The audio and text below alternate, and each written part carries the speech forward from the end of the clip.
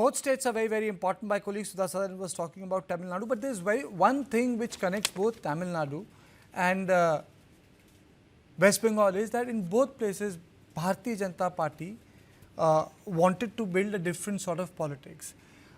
In Tamil Nadu, it wanted to peg itself on cultural Hindutva, Kashi, Tamil Samangam.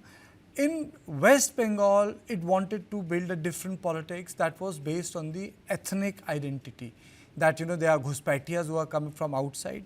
There are people who belong to West Bengal and they are becoming a minority. Now, there is no doubt that the illegal immigration has taken place, but the entire job of securing the border actually lies with the central paramilitary forces. The BJP has been saying that the lack of effectiveness on part of the local administration has also contributed to border districts shaping up in a way which we can say is the electoral map is getting redrawn. But then the electoral map has not been redrawn in last 10 years. I think the electoral map has been redrawn in last 50 years or maybe last 60 years. So Pratim, my question to you is that has this issue really become big the way it became big in Assam when Rajiv Gandhi was Prime Minister in 1980s when IMTD Act came into existence. So has this issue that the majority can end up becoming a minority has become big in West Bengal, the way it has become kernel of Assamese politics? The unfortunate truth about India is people really don't understand West Bengal and they don't understand the partition. Only two states suffered, Punjab and West Bengal. West Bengal is divided by almost 200 kilometers. That's big. That's big. We are divided from top to end. Now that said, it's India's only post-partition state.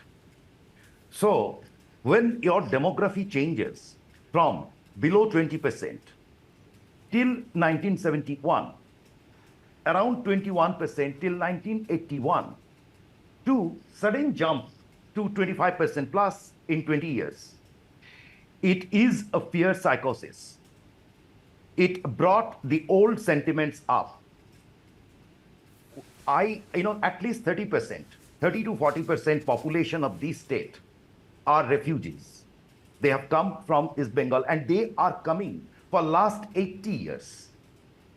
The person who works at my house help, so she has come in 2020. It is a live issue to us. It has not reflected in poll politics for very different reasons. In West Bengal, if we look at arrival of left in 1977, it was on popular vote. Until 1990s, there was no Muslim vote bank. CPM started building that as they suffered the anti-incumbency. And there are many factors, I'm not getting into that, global politics, Indian politics, whatever. The fact remains that from the decade of 2000s, this vote bank, politics, they have started asserting themselves. So the ground for counter politics was prepared. Look at rise of BJP, the most abnormal rise in West Bengal's political history. A party with barely 4% votes, maximum was 12% during Vajpayee's time, and suddenly rose to 40%. What it means is that the ground was prepared. Why this has happened so? Nirmal made some mistakes in his maths. He confused between seats and votes. BJP gets 40% votes. We all know roughly there are 30% Muslims in this state. 70% is the non-Muslim, of which 6% goes to tribals. They have many of them have a different religion. And then there are 5% Hindi-speaking votes, which includes both Hindu and Muslim. So the rest, 60%, are Bengali Hindus. If we look critically, in last two elections, 2021 and I'm not talking about 2019, but 2021 and 2024, we will see that almost the entire vote of BJP, that is 2024, 40% almost, it is from Bengali Hindus, which only means that 2 out of every 3 Bengali Hindus are voting for BJP. And this is not, they are actually not voting for BJP, they are voting against TMC. They are voting for an issue. And it is not entirely, I'm not saying that this demography is the only reason behind it. There are a host of issues. Overall, if we look at it, the Bengali Hindus are looking for a change in politics in the situation of the state. There is a different opinion about, the rest of the population have a different opinion. So that's it, Karthikeyan. Now, let me play out, before I go to Nirmaloda, let me just play out a couple of bites that have come, and then we come back to this issue. Election commission is doing very better, लेकिन कुछ कुछ तो है, चोट डाका तो है अभी भी।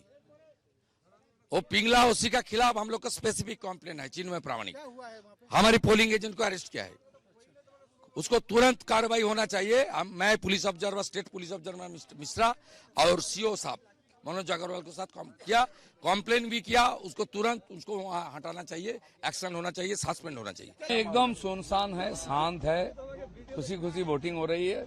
वो हमारे पोलिंग एजेंट्स है, ऑफिसर है, और एकदम टेंशन फ्री होकर वोटिंग कर रहे हैं, भीड़ नहीं है।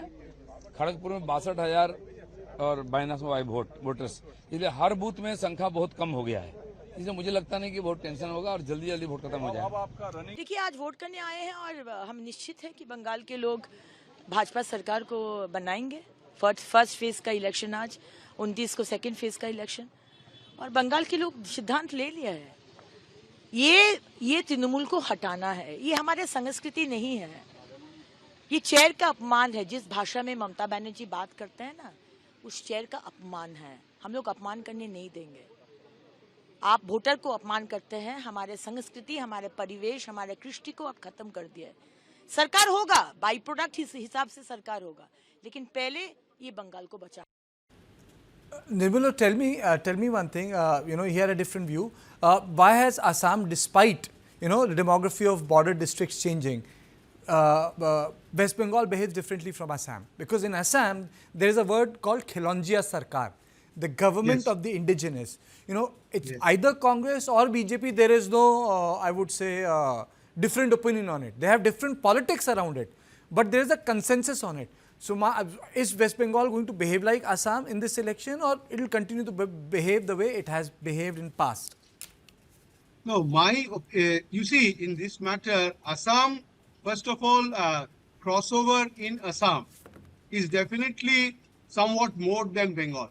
But the main problem with Bengal is that Bengal, as Pratim was talking about the demography, you see, you don't have a Hindu, the number of seats I was talking about, he also misunderstood me. 182 out of 294, about 182 seats are Hindu seats. It could be Bengali, it could be non-Bengali. It doesn't matter. Out of this, Mamta is winning 109 seats. Last time she won 109 seats. For me, that is 60%. So that is very important for me. In Bengal, you don't build this indigenous type of thinking, which BJP is trying to do. You have wonderfully presented one thing, that is, in Bengal, it is basically an ethnic issue. And in Tamil Nadu, it's a cultural issue. So, if I am not wrong, the Hindutva conversion is that the ethnic issue comes first in Bengal and then the cultural issue. Cultural issue is underlying. In Bengal, what is happening is that in Muslims, somehow, because of partition or whatever may be reason, even during the Congress regime, everything has a history, even Congress regime, left regime, Muslims were used as vote banks. Mamta has only followed that line.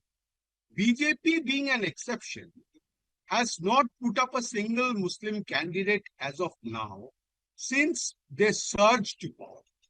Power means they gained seats. From 10%, they went up to 40%.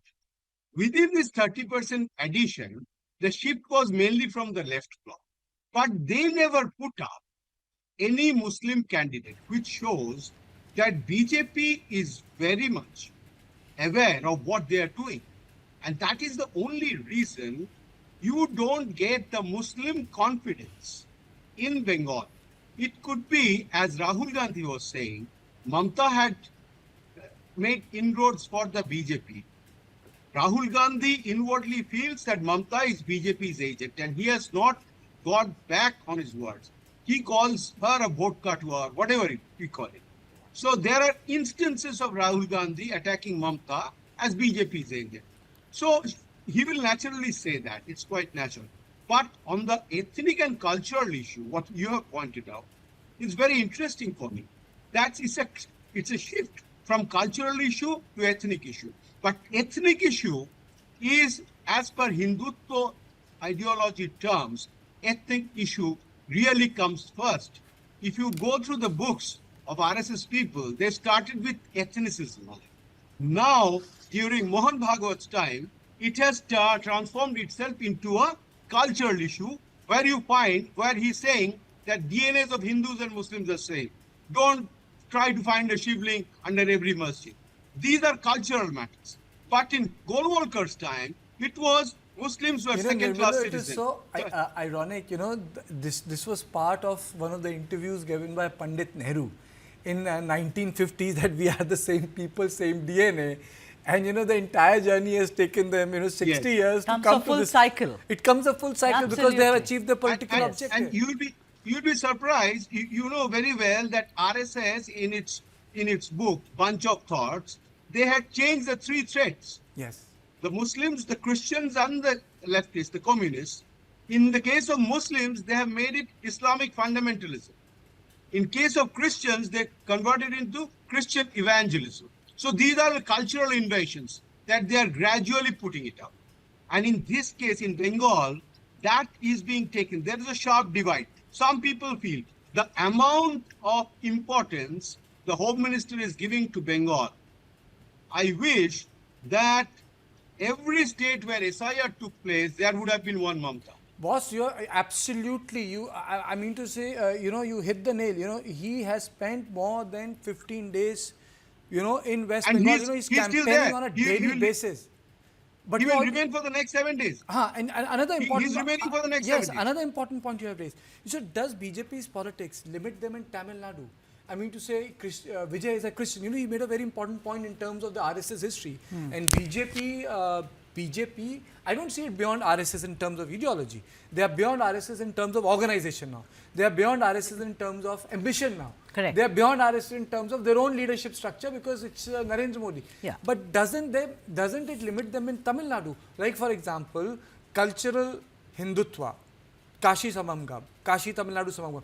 Why hasn't it resonated in Tamil Nadu? I want to ask from you, why hasn't those issues? Because Tamil Nadu, despite being part and parcel of this, Dravidian politics, is a deeply religious state. It is maximum temples are there. Yeah. So why, for example, this conversion issue, does it limit BJP there, or do they behave differently there? Can you tell me about it? First of all, BJP is seen as a Hindu dhoti wala party. So in Tamil Nadu, it's and a that red too flag. by a society which is deeply religious. But the religion is also like in Bengal. I mean, Nirmal Loda and Pratim sir, they may correct me, but there is a big difference between who's worshipping Ram, and this is not, please, no one take offense, who's worshipping Ram and who's worshipping Ma Durga, Matara, Kali Pujo. We are culturally very, very different. Similarly, in Tamil Nadu, this is a misnomer. Yes, we are religious. But the point is, are we worshipping the same God? There has been a fight between the Dravidians and the Aryans. I mean, I will not go into the ethnicity or the anthropological study of it. But it has been proven by Dravidians again and again that the 1.2 Brahmins, after all, Dravidian movement is a movement against Brahmins in the 1960s, against men like C. Rajagopalachari, aka Rajaji, the first Governor General. Periyar had a hatred for Nehru because he was Brahmin. So overall, Dravidians, they always feel that the Brahmins, they worship gods who look good I mean, you know, like Krishna, Rama, everyone, whereas they worship different kinds of God. Their main deity is your namesake, whom you've been named after. I mean, Kartikeya, which is Murugan, you know. So the point is that there is culturally, they just look at BJP red flags, Hindi imposition, Dhoti wala party, they will come and invade us. What do they know about Tamil? Tamil is the most ancient language. We have our own traditions and our own things. They will come and teach us all this. And sir, SIR, Stalin has gone hammer and tongs against SIR and said, how dare you? This went on and on and on and on. Mamata, of course, but it has impacted Mamata in a larger way. But the point is that BJP, there is an anathema. Although they increased their vote share in the Lok Sabha to 10% and they got Annamalai to consolidate, but overall, if you look at it, I don't think in my life I will see a time when the BJP will surge forward in Tamil Nadu. Okay, Kavita. Okay. Any of you? Okay, I'll start with Kavita. I completely agree with what Sudha said. You know, I mean, Tamil Nadu can be a very religious state, but it knows how to keep religion away from politics, and that is very important. I remember, I think in 2019 election, parliament election, Madurai had this festival. It's ongoing now, the Madurai Chitrai Thiruvizha, which is a very hugely famous festival for Tamil Nadu, and lakhs of people converged there. And on the same day, on the culmination of the festival day, we had election, parliament election. So Madurai people, voters of Madurai were given an extra hour to go cast their votes. They went, they had a darshan of Meenakshi and went and voted for CPM candidate S. Venkatesh. So that is what Madurai, and I think Madurai kind of, you know, represents the idea of Tamil Nadu. It represents the idea of what Tamil Nadu stands for. Language is a big issue for us because we feel very emotional about our language. You know, I mean, we are very proud of the fact that it's like oldest language, it's over 2,000, 3,000 years old, and it's a living language. It's a modern language in a sense. So BJP doesn't understand this. BJP doesn't understand what really matters to us.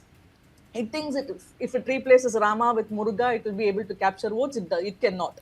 It cannot, because you see what happened in Tripurankundram, the locals asked the BJP to leave. They don't want problems in their place. They don't want BJP to do this kind of divisive politics there. So I think Tamil Nadu is very clear in what it wants, and I totally agree with Sudha. In my lifetime, I am not going to see BJP kind of break this because they simply have no idea of what's happening in Tamil Nadu, what will really work there. They try to do everything. I have seen BJP and RSS, conducting kabaddi games or or doing Vilakku Puja, hoping to kind of get some breakthrough. I mean, people are going to participate in the Vilakku Puja, participate in the kabaddi game, but I don't think they'll go back and vote for. There is a deep cultural and linguistic divide, and I hope it is filled one day. But Kashi Sangamam and all that, it is just it won't help. It will it won't help. Okay, Suresh, yeah. An important reaction coming from actor Ajit Kumar. Journalists had asked a question, do you want a change? He says, no need. It's an important reaction from actor Ajit Kumar.